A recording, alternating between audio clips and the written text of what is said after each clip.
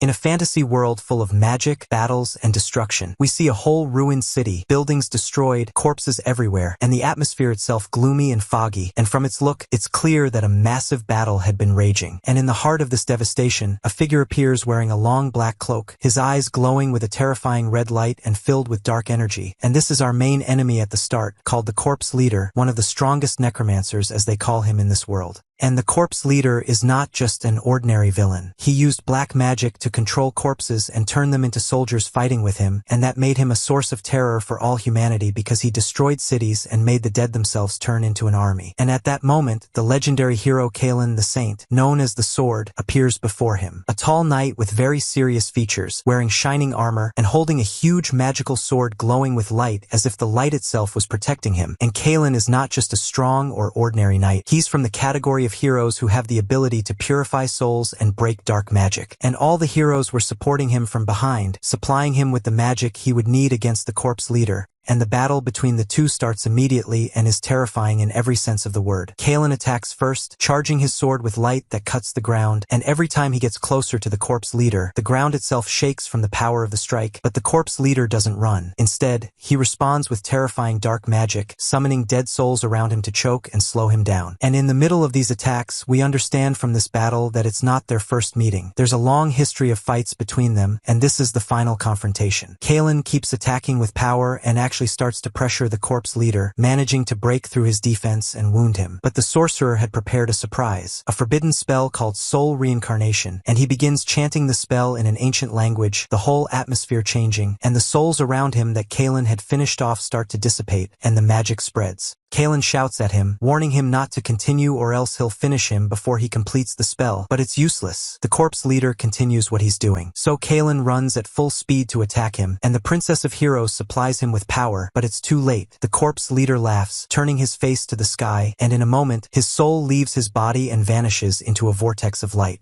And here we suddenly shift to another world, in modern-day Tokyo, and we find a boy lying on the ground, still trying to get up, and as soon as he looks around, he's surprised. The place feels strange to him, and he keeps asking himself where he is and what brought him here. And he tries to walk a bit in the place, and at that time we see that his neck is injured, as if someone had tried to kill him, and as soon as the boy sees the world more clearly around him, he's shocked because this is not his world, and everything around him is new. Suddenly, a drone appears in front of him with a small camera filming him, and the person watching this video is very surprised because the boy is still alive. They had tried to kill him and were sure of his death. But strangely, he's up and walking in the place normally now, and the strange man is talking to someone on the phone, telling him what happened and agreeing with him that they will kill him again, but this time they'll make sure he's dead, and the operation will be done as agreed. As for the boy, he wanders through the city, surprised at the sight of people living happily without the destruction of the world he came from. He sits for a while on the steps, thinking about how he'll deal with the situation he's in, and at that moment, police officers come to him, asking if he needs any help. At that time, he doesn't understand a single word from them, but little by little, he notices that he can understand, as if the Japanese language is transferring to him, and he also starts to recognize the body he's in and learns that his name is Polka. And in the middle of the officer talking, he finally notices that Polka's neck is injured, and he feels that something is wrong, so he asks him to come with him to the station so they can investigate and find out who he is, or even help him. But at that moment, a girl no one knows appears, grabs his hand, and they run away from the police, running until they return to the place where he woke up. The girl is friendly, her smile never leaving her face, and he thinks she knows the owner of the body he's in, so he thanks her for helping him and for also helping him understand more about what happened to him. But the girl starts to explain to him that he doesn't need to thank her because the wound on his neck is actually her doing, and she tells him she killed him before and will kill him again, but this time she'll make sure he's really dead. But before she starts, she tells him her name is 𝗧𝗂𝗍, and the boy at that moment begins to remember what happened to him before he died, when 𝗧𝗂𝗍 was trying to kill him and he was running from her.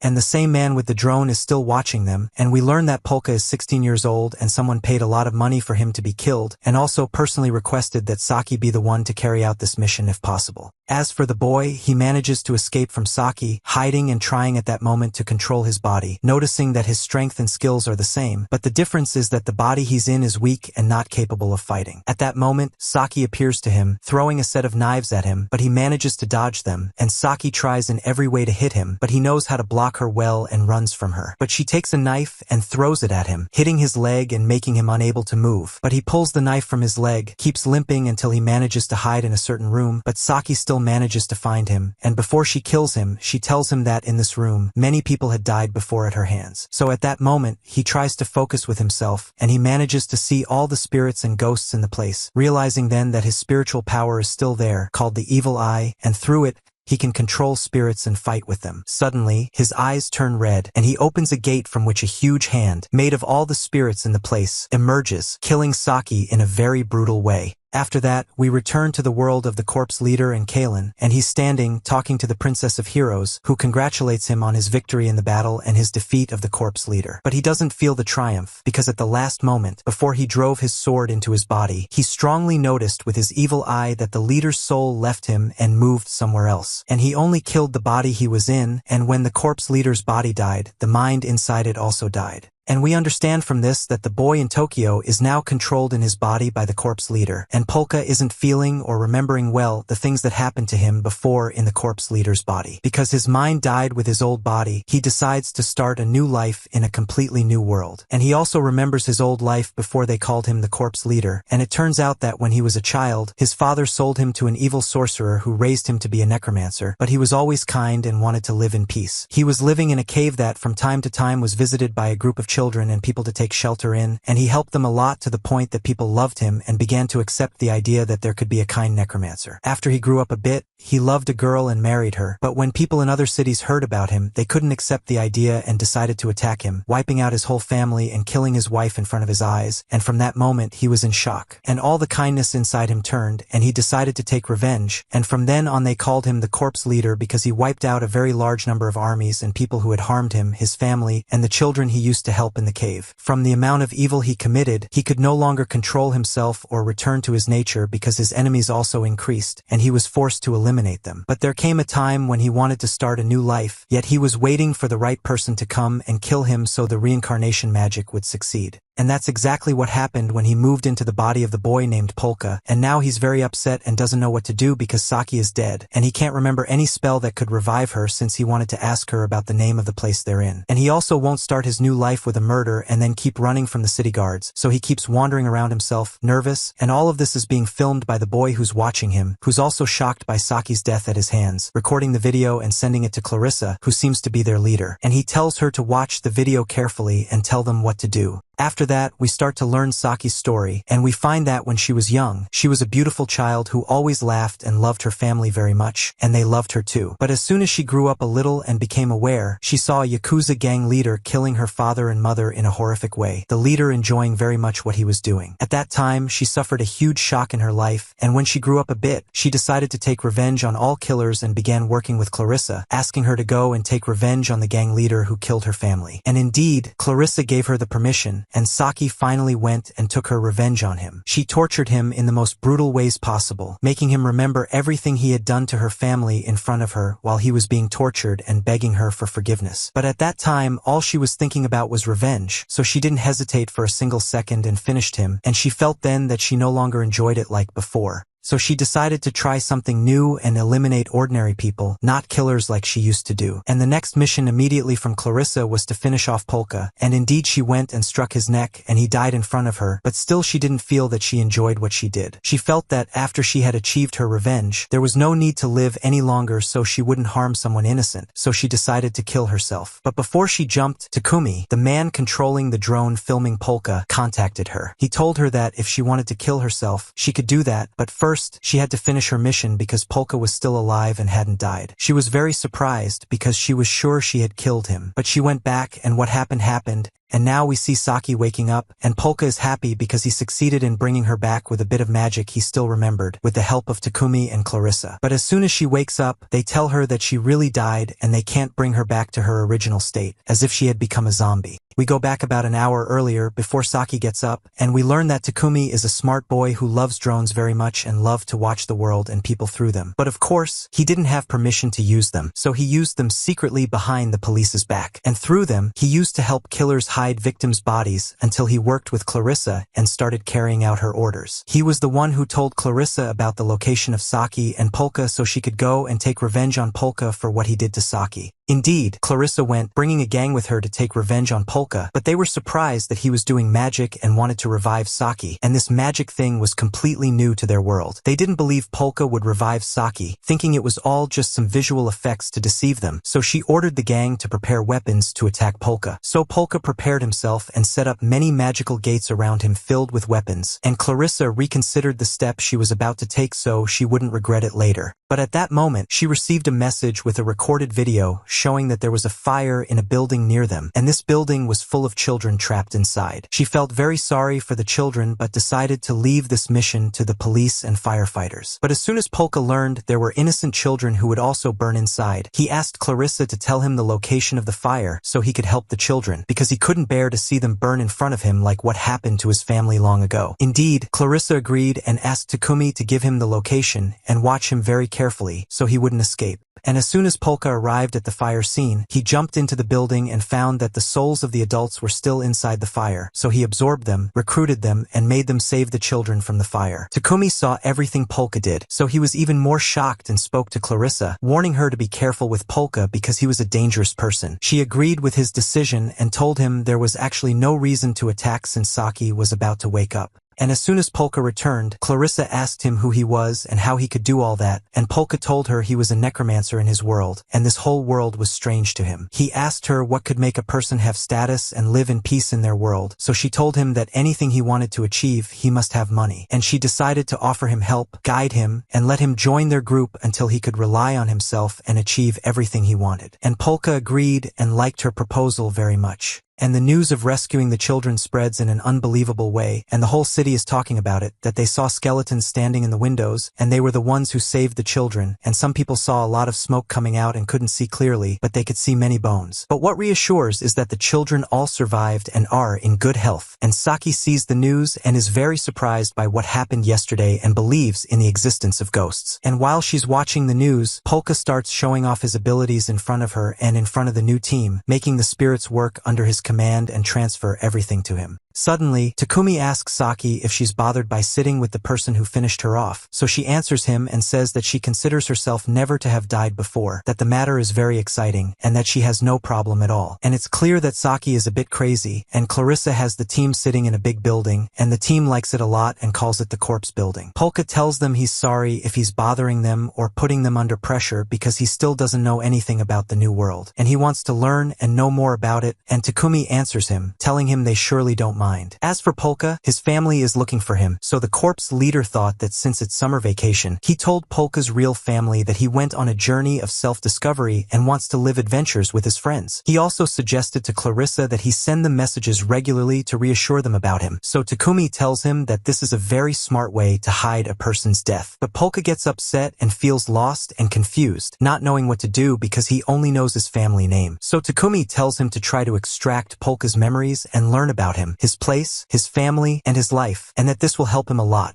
𝗏𝗏𝗏𝗏 tells him that he actually did that, and it was easy for him to extract his language because that's very easy, but it was hard for him to extract old memories, and that 𝗏𝗏𝗏𝗏's last memory was his death at 𝗧𝗂𝗍's hands, which shocked him before he died and made him forget most memories. 𝗏𝗏𝗏𝗏 talks to 𝗃𝗏𝗄𝗏, telling him that their world is very different from the corpse leader's world. For example, whales in the human world are completely normal creatures and common, but in the corpse leader's world, they are legendary beasts. And the most important thing for 𝗏𝗏𝗏𝗏 is that in their world there's no 𝗕𝗲𝗏𝗏𝗏𝗏 kingdom. So 𝗃𝗏𝗏𝗏𝗏 is surprised by the name and asks him what it is, but 𝗏𝗏𝗏𝗏𝗏 doesn't answer his question yet and tells him that in his world he was an outcast. Everyone hated him and didn't like him, and he was something huge and very horrible. They used to call him the corpse leader, so 𝗧𝗂𝗍 likes the name a lot, and here we're sure that 𝗧𝗂𝗍 is truly crazy. 𝗃𝗏𝗏𝗏𝗏 jokes with him to get him out of the mood and asks him if he doesn't mind that 𝗧𝗂𝗍 is sitting with them. She cut his neck before, and after coming back from death, she lost her mind. 𝗏𝗏𝗏𝗏𝗏 tells him that the real 𝗏𝗏𝗏, the owner of the body, is the one who died, and he hadn't yet entered his body, so he didn't feel anything, and it doesn't matter to him. And actually, the original 𝗏𝗏𝗏𝗏's soul entered the drone, and he can communicate with it, and he has no problem forgiving 𝗧𝗂𝗍, so there's no problem. 𝗃𝗏𝗄𝗏 is very surprised and asks him if he actually communicated with 𝗏𝗏𝗏𝗏's ghost. 𝗏𝗏𝗏𝗏𝗏 tells him not only did he talk to him, but he's also sitting with them now and listening, and he points to 𝗃𝗏𝗄𝗏's drone. It's clear that he let 𝗏𝗏𝗏𝗏's soul possess the drone, and he tells him that if he doesn't mind, it will stay possessing it until he finds something else for it. So Takumi gives in and tells him there's no problem, but asks if he means that human souls to him are like a game he changes at will. Polka tells him he won't deny it, human souls are indeed like a game to him. Here Takumi feels danger from Polka and decides to be very careful of him. Polka interrupts his thoughts and asks him how he can make money in this world and what suitable jobs he can work in. Saki tells him, "What do you think of killing and stealing?" So he answers her that he's not that skilled in those topics, especially in the new body, but Saki encourages him a lot when she tells him that if he could kill her, he can surely kill others. She clearly has a lot of confidence in herself.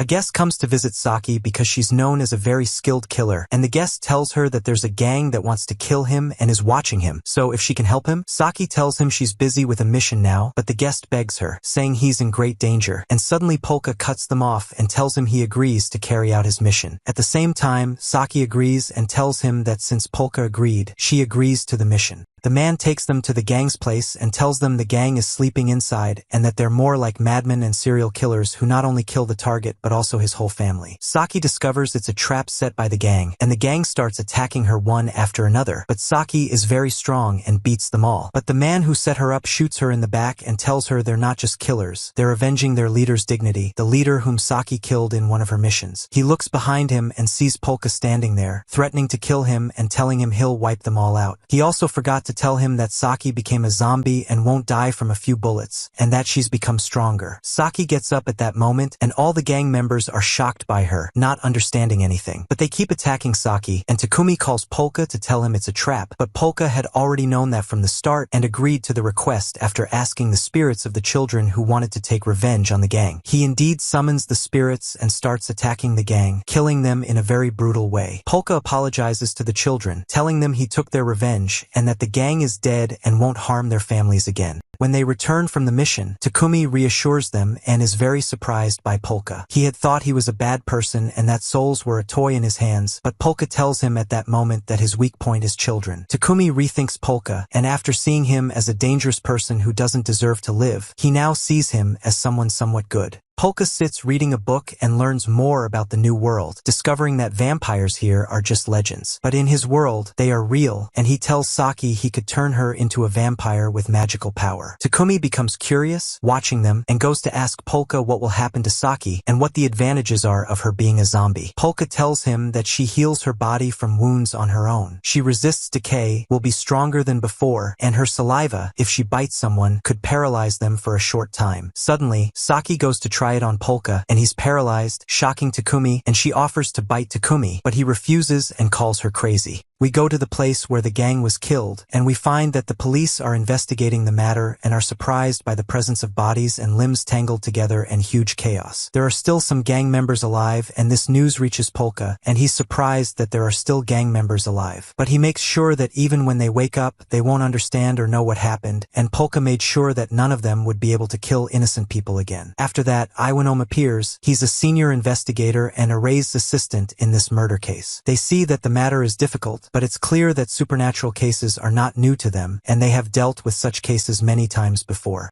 And the detective meets them at the Shinjuku police station and tells them that cases of this type are hard to solve, and their job here is to gather as many resources and pieces of evidence as possible. He tells them it's not normal to see skeletons in the middle of the fire or bodies tangled together in a strange way at the crime scene. He tells them that there are very dangerous criminals still roaming freely in the city streets and haven't been arrested, and he suspects they might be the cause. The female detective adds important information that the footprints at the strange bodies crime match the footprints of 𝗏𝗏. He is a very dangerous criminal, and the whole meeting is just opinions and guesses, and no one knows anything or understands what's going on. Someone at the meeting says, why couldn't the skeleton scene be fake and all fabricated? But the detective replies, telling him if it's not real, how did the children not die and come out of the fire in good health? Also, all the cases they investigated, the perpetrator turned out to be a real person, not a ghost or sorcerer, so there must be a mystery behind all this, and he's convinced the perpetrator is a real human, not a ghost, and since he's human, he insists on knowing him. We go to the corpse building with 𝗂𝗂 and 𝗃𝗲𝗻, and we find that 𝗂𝗂 transferred the original body soul into a shark doll, and it worked with him, returning the drone to 𝗃𝗲𝗻, who is very happy because he loves that drone a lot. 𝗂𝗂 talks to the doll, assuring it that he'll take care of it but will borrow its identity and name for a short time, and the doll nods in agreement. Suddenly, 𝗧𝗂𝗍 comes in happy about the doll, takes it from them, and tells them how cute and lovely it is. 𝗧𝗂𝗍 talks to the doll, but it doesn't reply, and she gets annoyed, so 𝗂𝗂 tells her he can make it talk but needs human vocal cords from someone. They are all shocked, and 𝗂𝗂 tells them this consumes a huge amount of energy and effort and many spirits. But he can use gemstones, which let him focus hard and channel great magical power, and 𝗂𝗂 dreams and says he'll be rich when he harnesses all that power, and he's happy. But 𝗃𝗲𝗻 crushes his dreams and tells him, let's see the prices of those gemstones you're dreaming about and see the bitter truth. And they go to a jewelry shop and find the price of one stone is 30 times their salary. 𝗧𝗂𝗍 and 𝗂𝗂 are heading home, and as usual, 𝗃𝗲𝗻 is watching them from above with the drone. Suddenly, someone attacks the drone, takes it, and starts talking to 𝗃𝗲𝗻, telling him he knows he's listening. But 𝗂𝗂 notices the drone and tells him it belongs to his friend. The stranger tells him, you mean 𝗃𝗲𝗻? 𝗂𝗂 says yes, but the man tells him that if he keeps hanging around with 𝗃𝗲𝗻, he'll become as useless as him and must cut ties with him. 𝗂𝗂 gets very angry, summons spirits, and pushes the man hard. He tells him he's the one who decides who his friends are, and we learn that the stranger's name is 𝗟𝗍𝗍, and he's an investigator in the Community Safety Division, but he's more dangerous and terrifying than any criminal. Once, street gangs attacked him, and he killed 8 of them mercilessly in the blink of an eye. 𝗂𝗂 takes the drone from him, and 𝗃𝗲𝗻 tells him, never show your power or draw his attention, because if that happens, you'll never live a peaceful life again. 𝗟𝗍𝗍 goes to interrogate 𝗧𝗂𝗍 and 𝗂𝗂 and chat with them to see if they're involved in anything illegal. But 𝗃𝗲𝗻 saves the situation, calling 𝗟𝗍𝗍 and telling him these are 2 of his friends, to let them go, and that they're not involved in anything. He threatens 𝗟𝗍𝗍 that he'll film him harassing them and post it online, and 𝗟𝗍𝗍 will be exposed. 𝗟𝗍𝗍 tries to turn 𝗧𝗂𝗍 and 𝗂𝗂 against 𝗃𝗲𝗻, telling them he could betray his friends in the blink of an eye, talk behind their backs, and might even sell their secrets if he gets the chance. 𝗂𝗂 gets angrier, his eyes turn red, and the evil and rage show on him. Here 𝗟𝗍𝗍 is sure that this is no ordinary kid. There's a huge evil energy around him suggesting he belongs to a gang. 𝗂𝗂 gets tense, thinking that no matter what happens, he can't reveal his power or energy, and he looks at 𝗧𝗂𝗍 to see what she'll do. He finds she's disappeared, looks behind 𝗟𝗍𝗍, and finds 𝗧𝗂𝗍 behind him, hitting him. 𝗟𝗍𝗍 loses his balance, and 𝗂𝗂 and �𝗂𝗍 manage to escape from him at last. Here 𝗟𝗍𝗍 is even more convinced they're not just ordinary kids, and that no ordinary girl could have the strength to hit him that hard. 𝗃𝗲𝗻 relaxes and is very happy about 𝗂𝗂 defending him, but tells him what 𝗟𝗍𝗍 said is true. 𝗂𝗂 tells him that even if he did tell secrets, it wouldn't be more valuable than his friend's life, and even if it's true, he'll defend him again and won't hesitate. We return to 𝗟𝗍𝗍, and we discover that when 𝗧𝗂𝗍 hit and kicked him, it left a mark. 𝗟𝗍𝗍 goes to analyze the spot where 𝗧𝗂𝗍 hit him, but the policewoman teases him, telling him it's the mark of a girl's shoe, and how could a woman overpower him? Then they tell him there's no need to analyze it. It's the same footprint they found at the corpse crime scene. They panic and are a bit shocked, but the policewoman tells him there's no need to worry, and the most important thing is to treat his wounds. For a moment, 𝗟𝗍𝗍 is happy that he'll finally be involved in a tough and exciting case where he'll put in all his effort, and that this is their first clear lead. 2 officers arrive, apparently from another unit, and talk together, saying that the 3rd unit found evidence of 𝗃𝗻𝗄s. We learn that 𝗃𝗻𝗄s appeared 5 years ago, killing, stealing, and destroying buildings, being fierce and looking like a beast. Every time they tried to kill him with weapons, he was one step ahead and killed them all. One officer says he wished to arrest him himself, but will leave it to the 3rd unit.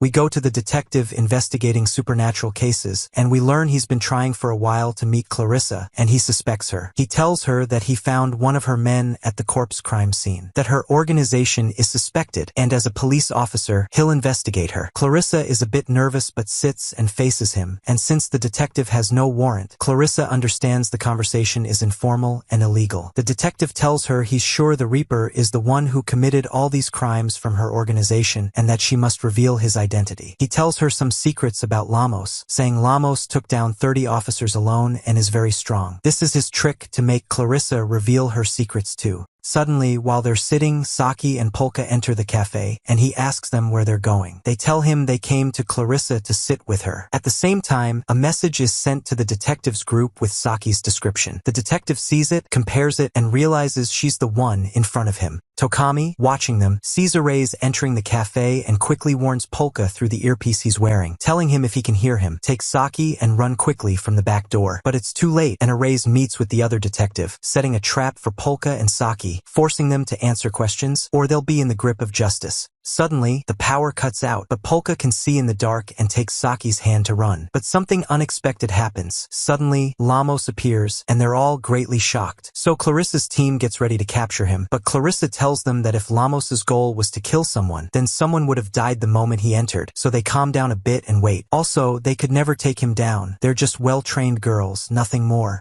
𝗂𝗍 tells them that trying to guess what's going on in 𝗬𝗲𝗄s's mind is just a waste of time and that it's impossible to predict his actions no matter what. He tells them the police want to arrest him and that he's on the list of those wanted for justice. So they'll try to capture him, but there's no problem with a little illegal fighting and brawling. Then Detective 𝗬𝗂𝗍 reminds them they're surrounded by many witnesses and need to work legally, but 𝗂𝗍 doesn't care and runs quickly to attack 𝗬𝗲𝗄s, as if he's been waiting for this moment for a long time. But 𝗬𝗲𝗄s is stronger and moves at lightning speed, and no one can even stand in front of him. 𝗧𝗂𝗍 steps in when she sees no one can handle 𝗬𝗲𝗄s, but she also gets hit, and 𝗏𝗂 is standing there watching with two choices: either run and not show his power to anyone so he can live in peace, or save 𝗧𝗂𝗍. He decides to save 𝗧𝗂𝗍 and steps in, and here 𝗂𝗫𝗃 blows out the candle she had lit so that no one can see 𝗏𝗂 and his power and target him. 𝗏𝗂 unleashes all his power, opens many gates, and summons many spirits, but 𝗬𝗲𝗄s is very fast and can avoid all attacks, and he can also see in the dark. 𝗬𝗲𝗄s manages to reach 𗗧𝗂𝗍 and was about to kill her, but 𗗧𝗂𝗍, in her own way, says something in his ear to distract him for a moment and suddenly bites him, giving him temporary paralysis. It doesn't affect 𝗬𝗲𝗄s too much, but is enough to delay him for a good while. So 𝗏𝗂 begins summoning all the spirits and all his energy, directing them toward 𝗬𝗲𝗄s, and prepares a very big spell. It was enough to finish 𝗬𝗲𝗄s off, or so they thought, but he turns out to be alive, and a huge collapse happens, and suddenly all of it disappears, the light comes back, and everyone is shocked by what's happening. 𝗃𝗲𝗍 can't believe they managed to survive 𝗬𝗲𝗄s, who has never left his target alive, and tells 𝗏𝗂 there was no need to use all that power. But 𝗏𝗂 tells him that the spirits chasing 𝗬𝗲𝗄s had a different opinion and wanted revenge. 𝗏𝗂 tells them that what happened yesterday made him think a lot and make a firm decision. He will start a project so he can live in peace, and the project is fortune-telling. 𝗏𝗂 manages to summon many spirits to help him in his task, and even summons a very powerful spirit, making it possess a pen, and the pen starts writing by itself. A very good idea that will make people take it seriously. As soon as they start work, the twins 𝗕𝗏𝗋𝗄 and 𝗍𝗂𝗍 come in, and we learn they are relatives of the real 𝗏𝗂. 𝗏𝗂 gets very nervous and wants the ground to swallow him out of embarrassment, not knowing how to handle the situation. He hides his face with his clothes and tells them he's not who they mean, but they think he's joking. 𝗕𝗏𝗋𝗄 asks 𝗏𝗂 why he ran away from home, but 𝗍𝗂𝗍 tells her to put those disagreements aside. They came as customers, and 𝗍𝗂𝗍 tells him they want him to read their fortune. 𝗏𝗂 tells them it's not the right time and to come tomorrow at 10 in the morning. 𝗃𝗲𝗍 tells the twins to leave now, but 𝗕𝗏𝗋𝗄 replies, asking who gave him permission to speak. Clearly, 𝗕𝗏𝗋𝗄's personality is very strong, and she asks him what he'll do if they don't leave. 𝗃𝗲𝗍 tells her he'll call the police, which shocks the twins greatly, and he tells them, "What did you expect? You broke into a place after it closed, and the punishment is prison." The twins have bodyguards with them, and they were about to attack 𝗃𝗲𝗍, but 𝗍𝗂𝗍 stops them, and 𝗏𝗂 tells the twins to leave now and that he'll come to their house tomorrow to visit them. After they leave, 𝗧𝗂𝗍 asks him if he's really going to visit 𝗏𝗂's family tomorrow and how he'll do it. Of course, 𝗏𝗂 needs 𝗃𝗲𝗍 in this task to get him information about 𝗏𝗂's family because he can't summon any memories related to his family at all. 𝗃𝗲𝗍 tells him that 𝗏𝗂's family is one of the most important and richest families around, and he's the second son of the 𝗕𝗏𝗋𝗄 family. He tells him that his father, 𝗂𝗀, is 79 years old and that if anything happens to him, 𝗏𝗂 will inherit a very large part of the fortune. 𝗏𝗂's father is being threatened with death, and they don't know by whom, but it's surely someone from his relatives because of the inheritance. The real 𝗏𝗂, inside the doll, starts making strange movements from the shock. 𝗃𝗲𝗍 tells him that if he returns home, it'll be like entering enemy territory. But 𝗧𝗂𝗍 encourages 𝗏𝗂, having full confidence in him and his abilities. 𝗏𝗂 says he needs a bodyguard for himself, one with a human appearance to protect him. They think about who that person could be, and clearly, they choose 𝗧𝗂𝗍 as the most trusted one. Hopefully, she won't expose them with her crazy antics. Polka goes the next day to the mansion where he lives and is shocked by the beauty and size of the place. As soon as he enters, he is welcomed by his relatives Kazuki and Shizuki, and also greeted by his relative Takaru, who is the CEO of the family company. From his looks, it's clear he's not straightforward, and you can tell he has a big secret behind him. He starts asking Polka about his self-discovery journey and what he did in it, but Polka avoids the question, telling him he discovered many things about himself. Takaru notices the girl with Polka and asks who she is. Saki replies, telling him, "Allow me to introduce myself. My name is Saki from the 𝗂𝗂𝗍𝗂 family," and she shakes his hand. She tells them that Polka saved her from death when she had lost hope in life, and without him, she wouldn't be sitting with them now. She says he saved her more than once and made her love life all over again. Takaru replies, saying it's clear Polka has truly found someone to love. His personality is very sharp and cold, and he always embarrasses whoever is in front of him. He even tells Saki she's the daughter of a steel company owner. But Saki replies that her family business no longer exists, and Takaru tells her father helped him a lot in his youth and apologizes for what happened to them. Then Kiri, Takaru's wife, apologizes to Saki for what happened to her family and tells her she's there for her anytime she needs her. But Takaru embarrasses her, telling her not to make promises she can't keep. Kiri tells him that Saki will be part of the family since she will marry Polka and that the family must stand together. But Takaru doesn't reply and instead welcomes Saki as a friend of the family so she can feel at ease. Saki thanks him very much, and Polka is surprised at how perfectly Saki is playing her role. This can't be their crazy Saki, but now in front of him is refined Saki. Suddenly, the shark doll with Polka's soul inside moves, and Shizuki sees it and asks if the doll moved or if she's imagining it. Seo, Polka's niece who believes in legends and ghosts, replies that it's a shark from hell and starts saying very strange things. Everyone finds her personality weird and suspicious, but no one pays attention to her words. Here, all Polka is thinking about is how to remember the family names and learn their details without making them doubt him for even a moment. He asks them about the rest of the family, and Kazuki replies that her mother and father are working abroad. The others are at work, and while they're talking, their grandfather, the head of the family and leader of the Shinayama group, enters. He looks tired and exhausted, and Kiri scolds him for getting out of bed without calling anyone. He tells her it's one of the few days he feels better. One of Polka's relatives seizes the opportunity and asks him what he thinks about opening a pharmaceutical branch in the company, but he says he's retired and doesn't want to talk about work at all, telling him to discuss the matter with Takaru instead. Polka gets up to speak with his father and apologize for running away from home, but his father forgives him, clearly loving him very much and treating him well. He says he's heard about Saki and wants to hear her story, telling Polka to follow him. He looks at Saki and tells her he'll take Polka for a while and that she should consider the house her home. If she wants to go to the garden to relax, she can. Polka goes with Rosen, telling him everything, saying Saki is related to someone named Clarissa, who rented him the building he lives in. He tells him about Takumi, also that he works as a fortune teller, and about a raise when he stopped and harassed them. Polka is telling his story, thinking he's fooling Rosen, and feels totally confident. Suddenly, Rosen asks him who he is. Polka says, "What do you mean?" Rosen tells him he may look like Polka, but his style and personality are completely different. He stands and points a sword at him, acting sharply. He tells him, "I may be old, but I've been through many trials and hardships, and most importantly, I can recognize my son very well." Then he asks the most important question, where is the real Polka? Polka says he will explain everything, but Kazuki and Shizuki are in danger, and he promised to protect them, asking Rosen to trust him. Rosen spares him, unable to kill someone who is not his son but has taken his form. We find out that Polka's relative who wanted to open the pharmaceutical branch is conspiring against the family and wants to take them down one by one. Kazuki and Shizuki overhear him, and when he sees them close, he wants to kill them and sets a huge fire in the house, having hired someone to do it. We then go to the detectives, still investigating all the recent supernatural cases. The detective is forced to seek the help of a criminal, feeling that this criminal can help him in all the crimes. Detective Tsubaki calls him the solitaire ghost. The criminal replies that it's an insult to his name, but he starts to like it a bit and speaks seriously. The detective tells him he wants him for a case, showing him the video of the skeletons that saved the children from the fire, and says that the link between this and all previous cases is the rapid spread of the rumor everywhere. Surely the solitaire has no information about what's happening. We go back to Polka's family home, where the fire has spread greatly. Someone appears, as if guiding Kazuki and Shizuki to a place to escape the fire. They walk behind him, but suddenly Kazuki stops, asking him where he's taking them, as there's no escape route there, and starts doubting him. The man replies that there's an exit he's spent 2 years building, laughing, and suddenly electricity sparks from his hand as he moves to harm them. They are very scared. There's a spirit walking with them, protecting them, but unable to do anything. Suddenly, as usual, Saki appears,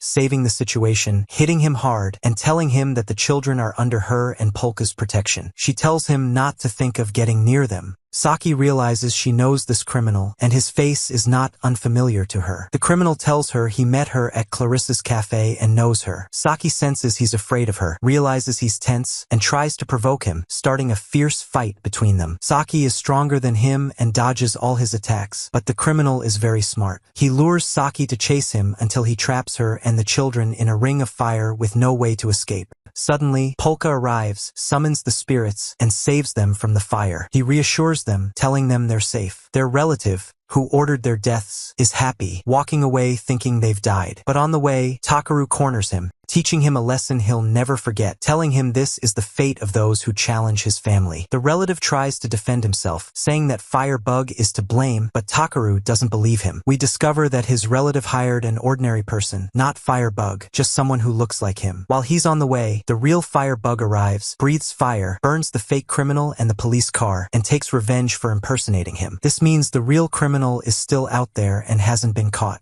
After they save the 2 children and everything is fine and the fire is put out and things settle, Polka sits with Rosen, and he's supposed to explain who he is and everything that's happening. But Polka tells him before anything that he wants a bit of privacy, and it's clear there are people with them but hiding. The boss is surprised that Polka can also see through walls, and indeed Rosen's guard is hiding inside the walls so that if anything happens to their boss, he can protect him. Rosen orders him to come out, and Polka tells him, "I expect you won't believe me, but I don't belong to this world." Polka tells him everything in detail, and the boss replies that it's hard to believe all this. Suddenly, he stands and points his sword towards Saki, telling her it's clear she's the one who slit his son's throat. Saki replies, yes. Rosen tells her that such an admission takes great courage and boldness and asks her if she's ready to die in a terrible way. At that moment, the shark doll containing Polka's soul jumps in front of Rosen and starts making cute movements, meaning he shouldn't kill Saki. This calms the boss down, and he asks them what's needed to return Polka's soul to his body. The corpse leader replies, telling him they need to provide another body to transfer Polka's soul into. The boss says in that case he has no problem providing the body, and although he's not forgiving Saki, she saved his grandchildren, so he's forced to let her live. Polka's father is shocked by all that's happening and very worried for his son. The real Polka likes Saki very much and keeps making cute movements toward her, not wanting anyone to harm her. Saki takes the doll, telling him it's very late for her to apologize to him, but she's sorry and thanks him for everything he did for her. As Polka and Saki are about to leave, Kazuki and Shizuki come to thank Saki for saving them, and they've grown very fond of her and attached to her. The detective receives word that a police car burned with the criminal inside, and he learns that the real fire breather appeared and was standing talking to Solitaire from behind a fence. Solitaire tells him he thinks he should focus on the skeleton case more than fire breather, and if he wants, Solitaire can find out himself what's behind that case. Suddenly, the power cuts out and Solitaire disappears from behind the fence, shocking the detective and surprising him at how he managed to escape in the blink of an eye, truly living up to his name as the Solitaire Ghost. The detective is busy with more than one case, his head about to explode from thinking, chasing more than one criminal, and holds an emergency meeting at the police station. One of the officers embarrasses him, saying Solitaire disappeared while he was with him. How did he let him escape? Belittling his abilities. The detective is very embarrassed and tells them he vanished into nothingness. The detective begins showing them Solitaire's crimes, which include murder, stealing a famous painting, painting an entire building sky blue to hide it from people, and his biggest and latest crime, kidnapping the Prime Minister in a very clever way. While the guards were distracted, he threw a piece of cloth on the Prime Minister, and when the guards rushed to remove it, he had disappeared in the blink of an eye. We understand that Solitaire does this for fun and loves drawing attention to himself. News of Solitaire's escape starts spreading in the media, and it's said that Detective Tsubaki wasn't doing his job and that Solitaire escaped right under his eyes, giving him a bad reputation. Polka, Saki, and Takumi hear the news, and Takumi tells them about Solitaire, saying he's never met him but he's a very famous person in Japan and a great legend in crime. Everyone watching the news bulletin is surprised by the anchor's appearance and voice. He's not the anchor they're used to. Suddenly, the anchor removes his glasses and disguise, and they discover it's Solitaire, controlling all television channels. He tells them their beloved Solitaire is back, and he'll give the police a 1-week truce. After a week, he'll return with the biggest crimes he'll commit, and they should enjoy this peaceful life for a week. The police try to stop the live broadcast but can't, as he has hacked all the signals. Solitaire appears on top of a building, meeting someone we'd never expect, 𝗕𝗲𝗏𝗏, and here the Titans meet, planning something big.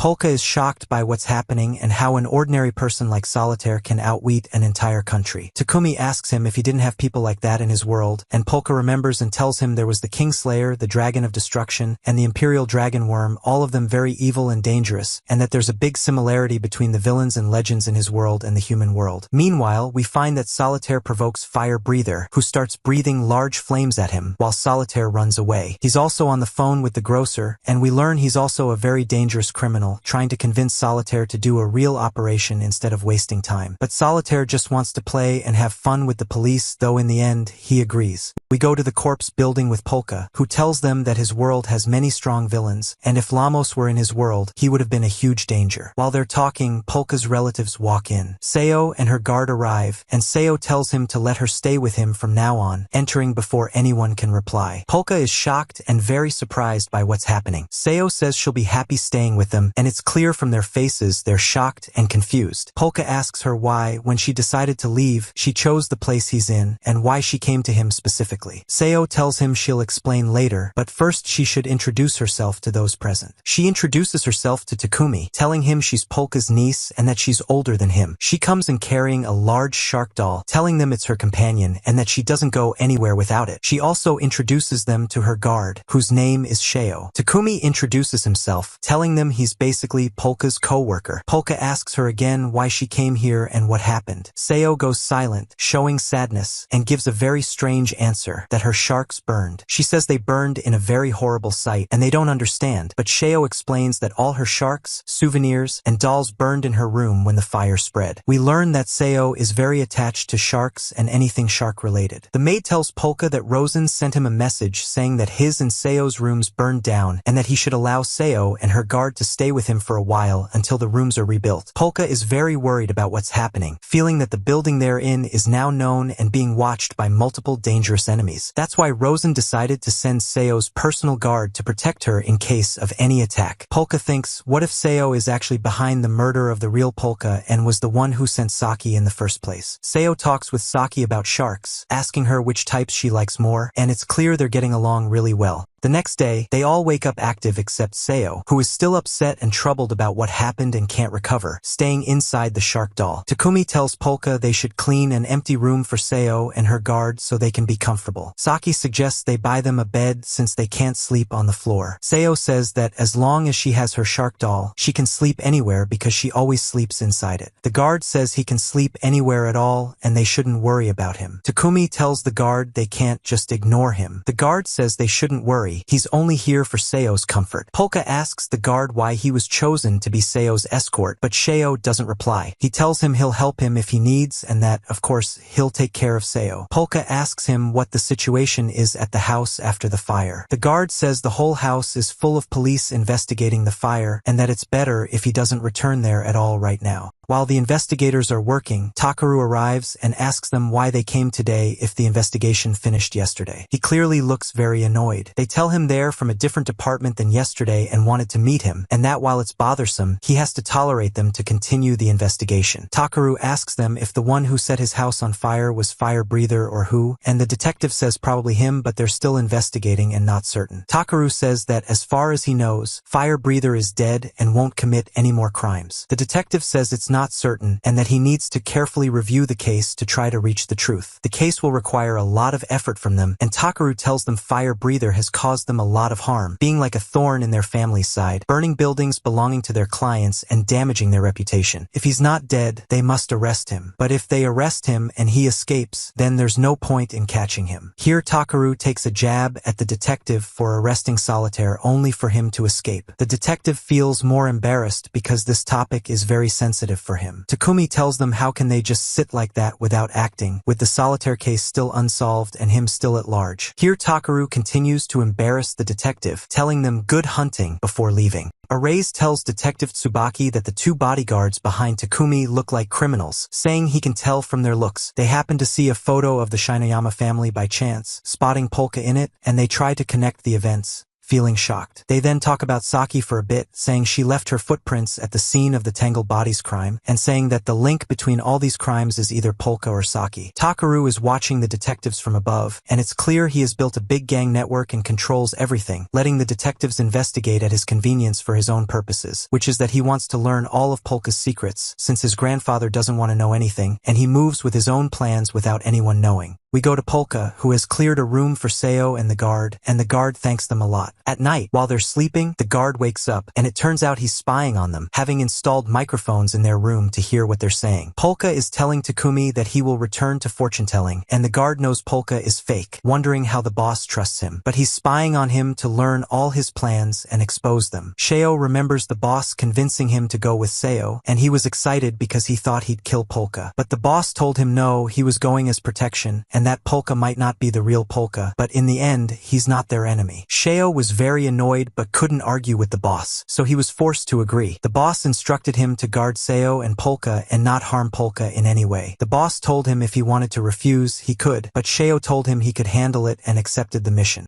We learn here that Seo hates Polka and wants to kill him. He is Rosen's son, and he remembers how his father was very cruel to him and sold him to Rosen for a very high price. Rosen agreed and took him. Rosen wanted him to test prosthetic limbs because Sheo's father had sold all his limbs. Rosen was very kind to Seo, making him feel safe for the first time. Polka's whole family wants to kill him because he's Rosen's spoiled son and the one who will inherit everything, making him have many enemies. So it's hard for Polka to know who sent Saki to kill him. Seo is still listening in as Takumi tells Polka he mentioned the poisonous destruction dragon in his world and asks what other dragons and legends exist there. Polka tells him about the dragon 𝗲𝗲, a homewrecker who took human form and controlled members of the royal family, but she fell in love with the navy commander, and they fled together after the empire's fall. Polka says there are many other dragons in his world, each with a story it's known for. He tells them that anyone who hunts a dragon can sell every part of it for huge amounts of money. To make a dragon zombie, they have to buy a whole dragon, which costs a lot. Seo hears all this, thinking they're talking about a story and wondering why they're telling children's tales. Seo hears movement of skeletons inside but doesn't know what's happening. Inside, Polka is commanding the spirits in the skeletons to dance with Saki because he knows Saki's silliness and likes to go along with her. Takumi tells him it's a waste of magic and that they'll need it for more important things, but Polka says he's not using much power or magic. Seo still thinks they're playing video games. Seo keeps listening through the mic, thinking they're playing together and not understanding what's going on inside. His curiosity is killing him, and he wants to go in to see them. Polka talks about Seo, saying how dedicated he is to his work, that he's surely awake now guarding Seo, and that he doesn't sleep and stays up all night. Takumi tells him he's in front of Seo's room, not next to it. Seo is surprised how they knew his location when there are no cameras. This provokes Seo even more, making him determined to expose him to everyone and vowing to kill him and anyone who tries to get close to Rosen. Everyone is after Polka, trying to get rid of him, even the detective who is now sure Polka is connected to all the crimes. He holds a meeting for the detectives, showing them pictures and information about Polka, so they can start monitoring him. They try to link everything together and gather information, but all they know about Polka is that he reads fortunes. They can't find anything else on him. Solitaire is walking around the city, having become very famous. People are taking pictures with him and love him despite him being a criminal. Suddenly he encounters officers who try to catch him, but of course he escapes. Saki and Polka are preparing for work and start receiving customers for fortune-telling when the detectives come in. Takumi hides quickly so Tsubaki doesn't see him, and Polka is in shock as the detective tells him he didn't get to know him well at Clarissa's bar when Lamos attacked them. The detective tells him he's off duty and just came to have his fortune read and ask a few questions. fortunes. He tells Detective 𝗟𝗏𝗍, how about you get your fortune read too? Maybe your luck will turn out good. But he refuses, saying he'll just watch since he knows his bad luck. Detective 𝗬𝗏𝗍 says he'll give it a try, and it seems very exciting. 𝗧𝗂𝗍 tells him to come with her to the other room. 𝗬𝗏𝗍 sits down and says he wants him to guide him on the right path and check his luck. Polka understands he means to tell him the location of the prisoners, so he tells him, I can't guide you to the escaped prisoners, I can only tell you what to do. 𝗬𝗏𝗍 replies that this is his job anyway and he'll handle it and find those criminals. If you're good at fortune telling, I'm good at preventing crimes, he says, so tell me how many crimes I'll be able to stop. Polka says he'll just guide him on the path, and it's his choice from there. 𝗕𝐂𝐬𝐜 is standing there watching everything, thinking if Polka makes any move, this is his best chance to tell the detectives. Polka begins reading 𝗬𝗏𝗍's fortune, telling him what he sees. Many defenders around him protecting people's safety, and many hands surrounding him, shielding small children. 𝗬𝗏𝗍 interprets this in his head, realizing it's about shields that protect from attacks, and thinks Polka must know he works in community security. He doesn't believe Polka is actually reading fortune, thinking he must have gathered this info beforehand or is wearing hidden earpieces with someone feeding him personal details. He doesn't trust him at all.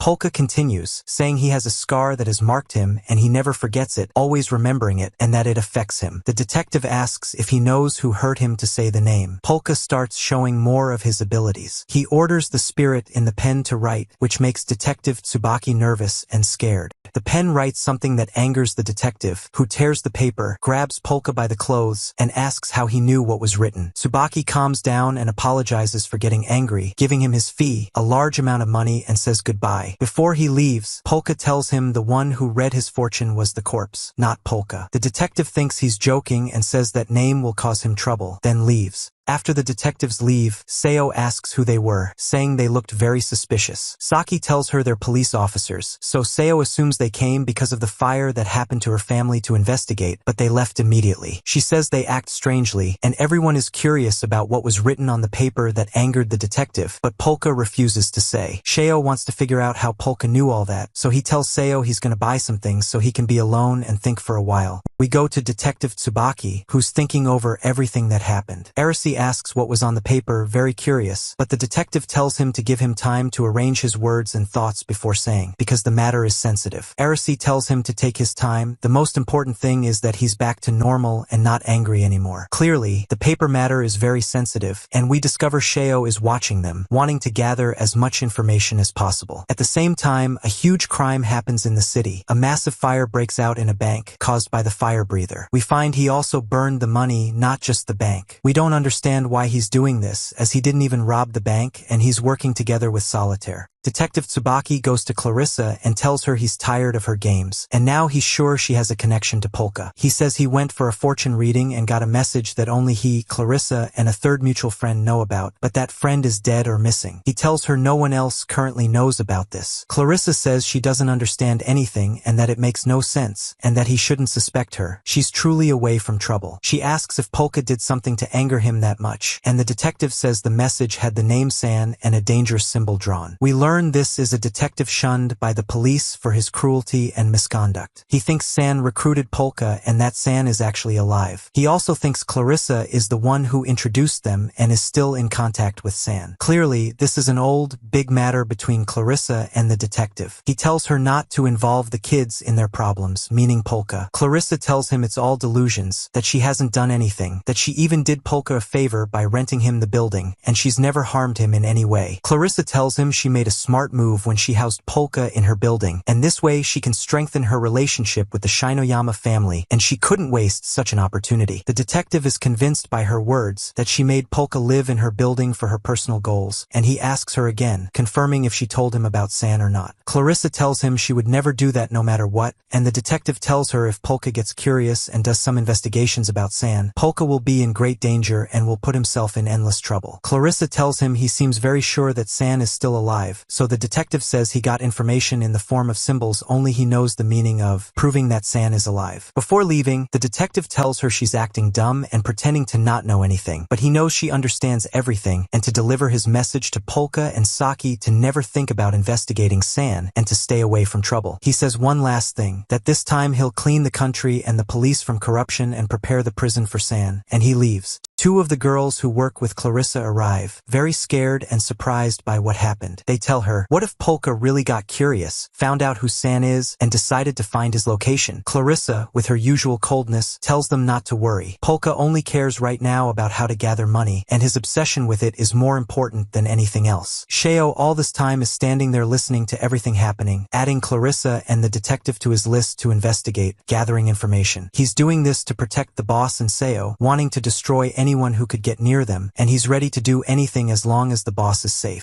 We learn the spirit inside the pen is San, who knew the detective, and there was animosity between them. He wanted to annoy him, so he wrote the symbol on the paper. They used to call the spirit the rogue inspector. Polka asks the spirit, tell me what you wrote on the paper, but the spirit teases him, saying, pay me and I'll tell you, and tells him the amount is no less than 1 million yen, shocking Polka. The spirit reassures him, saying he'll make it up to him for that money. Stick with him and he'll earn a lot. 𝗃𝗏𝗄𝐴 responds, saying he's the reason the cops suspects Polka and will arrest him because of what he wrote. The spirit apologizes, saying he only wanted to prove Polka really reads fortunes and isn't a fraud. He feels regret and tells them he's sorry for getting them into something like this. Polka tells him he's not sorry for anything he did to the police, and San says he wasn't that bad of a person. We see that one criminal after another begins escaping from prison after the detectives worked so hard to catch them, not understanding what's happening. The fire breather is followed by 𝗬𝗂𝗍𝗶, spreading chaos in the country. We see 𝗬𝗂𝗍𝗶 disguised, entering the police station to meet the grocer, wanting to ask for information. He gives him a paper and asks what he knows about this symbol. The grocer tells him everything has a price. We learn some info about the grocer, that he's from a big merchant family that has lived for centuries, generation after generation, and the current grocer is from the 5th generation. He's kept in a high-security prison, surrounded by actual grocery and food items. This was an agreement between him and the prison so he wouldn't escape. They'd provide him the environment he grew up in. 𝗬𝗂𝗍𝗶 sits chatting with him, showing off his skills. The grocer tells him he's wasting his time and it will cost him more, so 𝗬𝗂𝗍𝗶 says, tell me the information I came for. The grocer tells him these symbols have many meanings, and tells him the slanted line means sword. The grocer stops talking and tells him if he wants more info, he has to pay again. The grocer asks, are you sure? The price I want isn't a small amount, and falls silent for a moment. We come to the next day, the long-awaited day when 𝗬𝗂𝗍𝗶 told the country to watch for his moves. Suddenly, people look to the sky and find it filled with airships with the same symbol 𝗬𝗂𝗍𝗶 wanted to know the meaning of drawn on them. Polka sees the symbol and finds it very familiar, telling them that this symbol is the emblem of the former empire in his world, and he's shocked. Polka remembers the days when he was in his world before becoming the corpse, and his caretaker told him, memorize this emblem well, this is the emblem of the empire. And Polka tells them, feeling very surprised and shocked, remembering that when he came to a new world, he thought he had erased his entire previous life, but it seems his world is still chasing him. 𝗬𝗂𝗏 sees the symbol and tells 𝗬𝗏𝗍𝗶, this is the symbol Polka wrote and I didn't want to tell you, but now there's no need to hide it, the whole world saw it. He gives the paper to 𝗬𝗏𝗍𝗶, who sees the symbol and tells him it looks different, and if 𝗬𝗂𝗍𝗶 is behind this, then he must have had a connection with San. The detectives are nearly going crazy, all the crimes being carried out together, not understanding anything, knowing these aren't just coincidences for sure. They also consider the possibility that 𝗬𝗂𝗍𝗶 might target Detective 𝗬𝗂𝗏 because he had a connection with San. 𝗬𝗂𝗏 is a bit worried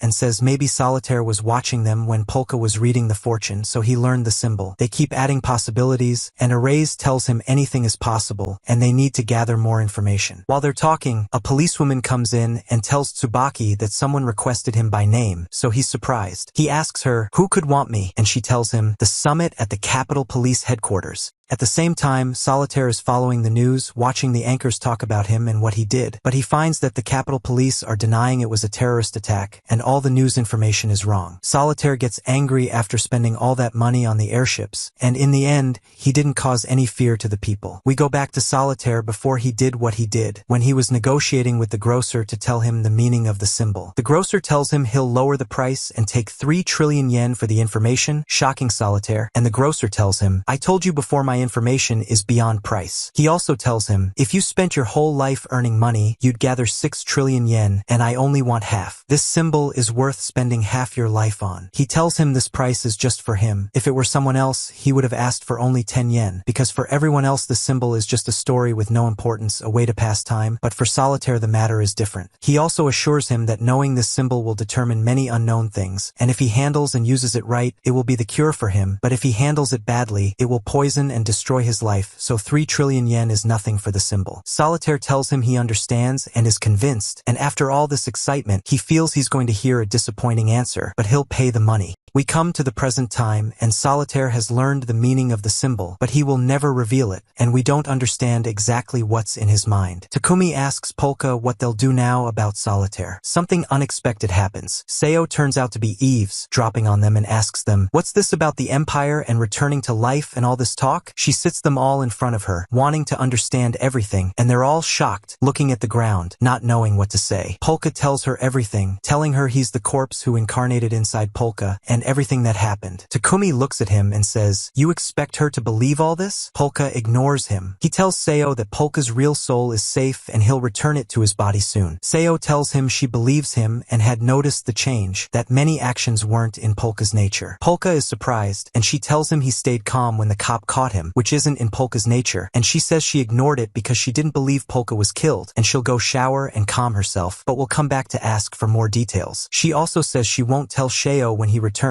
and she's very calm as if she didn't hear anything, surprising all of them. Takumi tells Polka he knows she won't tell anyone, but doesn't he have a spell to erase her memory? Polka tells him he could have spirits under his command possess her and erase parts of her memory. The spirit would act like scissors in her head, which would affect her mind indirectly. It's not a good method used for brainwashing and confession spells. Takumi asks if it's hard to perform, and Polka says it depends on each person's nature, and the spell could destroy the person. Takumi says they shouldn't take the risk and there's no need, but Polka says if that person were an enemy, it would be easy to destroy their mind completely, shocking and terrifying Takumi. We see Saki and Seo sitting together, and Saki asks Seo, "Aren't you curious to know who killed Polka?" Seo tells her she's the one who killed him, shocking Seo and making her feel sad. Saki wants Seo to scold her for what she did because she feels guilty, but Seo tells her surely Polka forgave her because he's a kind boy, and she forgives her too, and what forgives her is that she saved Kazuki and Shizuki from the fake fire breather. Saki is very happy with what she hears. Polka confronts Seo, asking why she couldn't be the one who sent Saki to kill Polka. She tells him she would never do that, and her whole mind is occupied with sharks. If she had killed him, she would have turned him into food for sharks to scare them more. Takumi tells her he wants her to know something, that Polka's soul was put inside the shark doll. Seo is very shocked and tells them she thought there were 2 souls fighting to control the body, showing clear astonishment and shock. Takumi tells them to leave all these petty problems and focus on what they'll do about Solitaire, who is destroying the country. They're looking for a spell to identify his identity, and Polka thinks of a spell but doesn't find one. Tsubaki goes to the prosecutor general, who asks him to join his investigation team. This is, of course, any cop's dream, but Tsubaki refuses, telling him he needs to know the purpose of the investigation organization. The prosecutor general threatens that if he doesn't agree, he'll fire him from the team, but Tsubaki doesn't care and leaves. We come to the next day and find that Polka's fortune-telling ads are posted everywhere, and people are coming from all over wanting to have their fortunes read, fully believing in Polka, and he achieves his goal of gathering money. Polka asks Takumi to try to gather any information about San, but we learn that San was killed while working on a big case, and there were people with high authority involved in this case, so they killed him and his body disappeared and no one found it. That's why Detective Tsubaki thought he was still alive. As for Tsubaki, he holds a meeting for all detectives about the Solitaire case, asking them if they have any suggestions on how to reach him and arrest him. The detectives can't stand Tsubaki and blame him for Solitaire's escape, saying none of this would have happened if not for him. But the detective tells them they must know the meaning of the symbol. If they know its meaning, they can track Solitaire. We go to Polka's workplace, and a strange person comes wanting his fortune read. Polka starts reading and tells him his ship is about to sink, and he must save it or find a replacement ship. Polka asks the person if he has any other questions, and he replies asking about the symbol Solitaire wants to know the meaning of, saying he's very curious. From here, we learn that this eccentric person is actually Solitaire in disguise. Polka tells him this is beyond his abilities and that he doesn't know. Before Solitaire leaves, Polka tells him there is a spirit in a wheelchair with 2 braids, upset about the path he's taking. Does he know someone with these traits? Solitaire avoids the question, gets tense, says no, and leaves before being found out.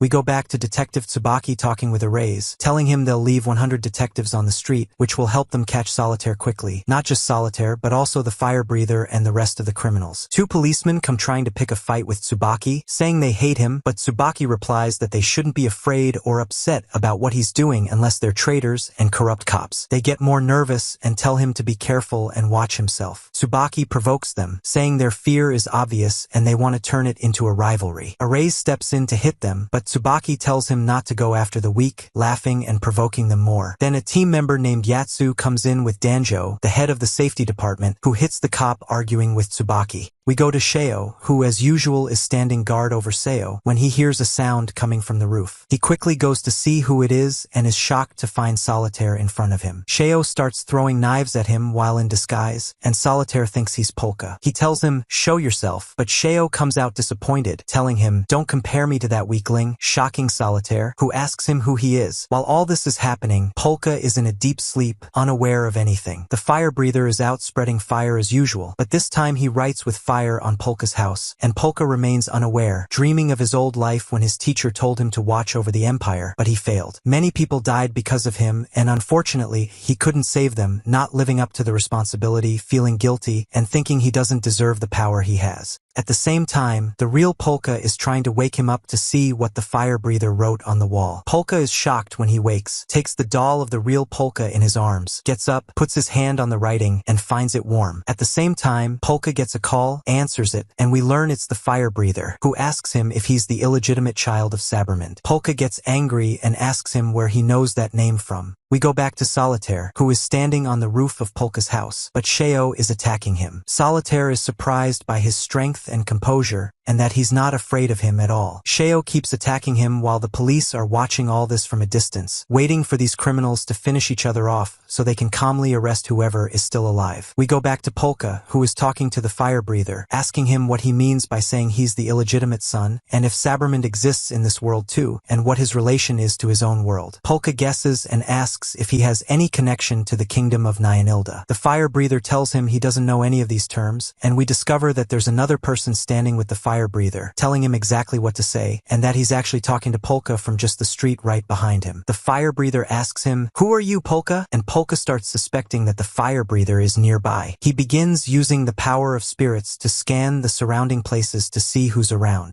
While searching for the fire breather, he spots 𝗕𝗂 and Solitaire up on the roof. They're still fighting, and Solitaire is impressed with 𝗕𝗂's strength, telling him he has the power of a magician, and seriously asks him to tell who he is. 𝗕𝗂 also doesn't know who he's facing but still proves to be strong and very hard to predict. 𝗕𝗂 thinks to himself what someone like this could want from Polka. He asks Solitaire what brought him here or if he's looking for someone named 𝗬𝗂𝗏𝗏𝗏, the internal affairs inspector. 𝗕𝗂 tells him, "Someone like you, what would you want from him?" Solitaire starts making up stories to make 𝗕𝗂 believe him and leave him alone, but the stories don't fit together at all. 𝗕𝗂 says he has to take him down because he will surely be a threat to the boss, but Solitaire replies, "This time you'll be the one afraid of me." 𝗕𝗂 answers, "Show me then what you'll do." 𝗕𝗂 moves in to attack Solitaire, but suddenly something unexpected happens. The appearance of 𝗬𝗏, the legendary civilization figure that no one can defeat, whose identity is still unknown to this day. 𝗕𝗂's family, the 𝗦𝗏𝗏, had announced that 𝗬𝗏 is untouchable and no one can go near him. 𝗕𝗂 remembers them as friends, but Solitaire tells him 𝗬𝗏 is a very dangerous person, and he can't predict what he might do to 𝗕𝗂, so it's better for him to withdraw. He tells 𝗕𝗂 to try not to resist because if 𝗬𝗏 starts attacking, he won't be able to stop him. 𝗬𝗏 looks at Solitaire sharply, and suddenly 𝗕𝗂 attacks him from behind, throwing knives at him. We go to 𝗃𝗍𝗄 and his team, who are monitoring what's happening. A female team member asks him if 𝗍𝗏𝗏𝗏 knows 𝗬𝗏. 𝗃𝗍𝗄 tells her he surely noticed him during the fire that struck their family. 𝗃𝗍𝗄 has warned 𝗬𝗏 not to harm 𝗕𝗂, who is 𝗍𝗏𝗏𝗏𝗏, in any way or even get close to him, and he is certain that 𝗬𝗏 will never disobey his orders no matter what happens.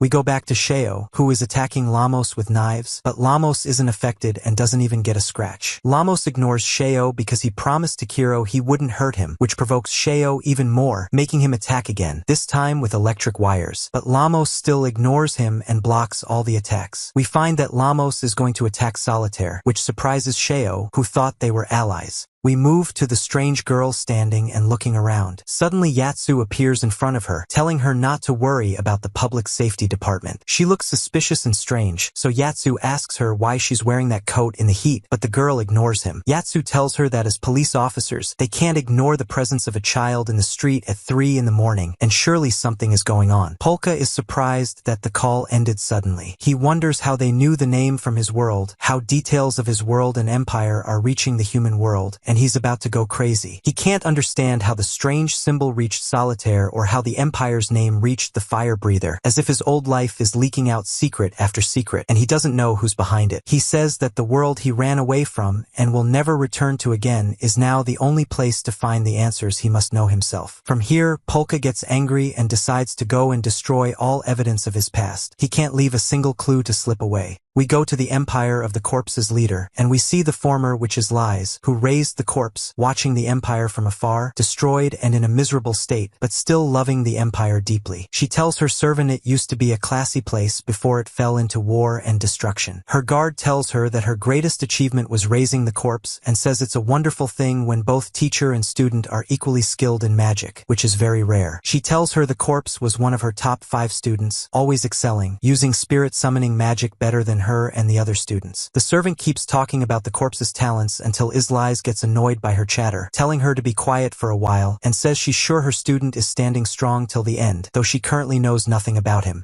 Lies says the corpse's weakness is his emotions, and that he's never been aware of this flaw, never listens to anyone, and trusts anyone quickly, giving himself to anyone who treats him kindly and gently. We return to the human world, where Polka is trying to fortify the entire building with spirits because he feels the fire breather is speaking from somewhere nearby, and also because Solitaire is up on the roof. And indeed, he fortifies the building, and they all feel that something has happened, and 𝗬𝗂 also senses it but doesn't get distracted from talking to the strange girl. He decides to ask her again and tells her, "What are you doing at this time?" The girl bows, apologizes to him, and tells him her dog ran away, so she and her father went out to look for it. She tells them it probably went into that building, pointing to the one where Polka is. It's a very clever trick from her to get inside without anyone suspecting. The detective asks her where her father is. A man arrives, saying he's her father and that they're looking for the dog, asking them to let his daughter go. Polka is watching all this through the spirits and says she's lying and that there are no traces of any dog in the area. He says he must tighten the security on a slightly wider scale and start spreading more spirits and eyes everywhere, and the area begins to turn red from the number of spirits there. Polka remembers when Lies taught him the basics, and the first thing he learned was to become the vessels of the underworld. Clearly, the corpse was a diligent student and learned quickly. He remembers when Lies told him to take it slow, and one day he'd be able to cover an entire castle with spirits. Back in the human world, 𝗬𝗂 notices a change in the atmosphere, and the general environment of the place has shifted. He's very surprised, and the detective with him tells him the weather turned suddenly, which is not a good omen, and that something is definitely wrong. Polka comes out after finishing the spirit fortification of the roof. He wants to avoid confronting Lamos, but he's specifically targeting Solitaire and the strange girl. We learn that the girl also came to Polka for fortune reading and asked him about the symbol. These are Polka's targets, and he wants to know why they're so interested in the symbol and how they learned about it. He needs to eliminate any living evidence of anything related to the corpse. He begins preparing to rescue 𝗬𝗂 from Solitaire and get him out of the fight. While 𝗬𝗂 and Solitaire are fighting, 𝗬𝗂 feels the place has changed. Everything looks the same, but there's a strange energy, something different, though he can't tell what it is. Even Solitaire senses something strange and thinks it might be that gas has been released into the air, and neither of them considers the idea of spirits. He says nothing physical happened, only a gloomy feeling settling over them. When Solitaire tries to strike Lamos, something strange happens. His weapon breaks before reaching him. When 𝗬𝗂 attacks too, something odd happens, as if something is shocking them into not moving. Polka has reached the highest level of mastery, beginning to channel all his senses with shadows to control the spirits. 𝗬𝗂 is standing under the building, sensing strange movements on the roof, and wants to call the other detectives. They think it's one of Solitaire's tricks. Solitaire manages to escape the building in an airship, while Polka is summoning all his power, forming ropes made of spirits. He creates massive, fast hands of spirits just to catch Lamos, Solitaire, and the strange girl. Polka tries with everything he has to grab them, but they're all very strong and resist. Lamos and Solitaire manage to escape, but Polka succeeds in catching the strange girl. Chaos erupts in the city. Detective Tsubaki receives a call telling them to secure the crime scene well, and Clarissa also gets information that the police will begin to move. The city is filled with chaos, and the giant spirit hands destroy anything in their path. This time, Polka couldn't hide his power. Everyone begins preparing for what will happen next, which will be unexpected. Two strange individuals appear, and the brother tells his sister that things are starting to get interesting, and the sister laughs in an evil way.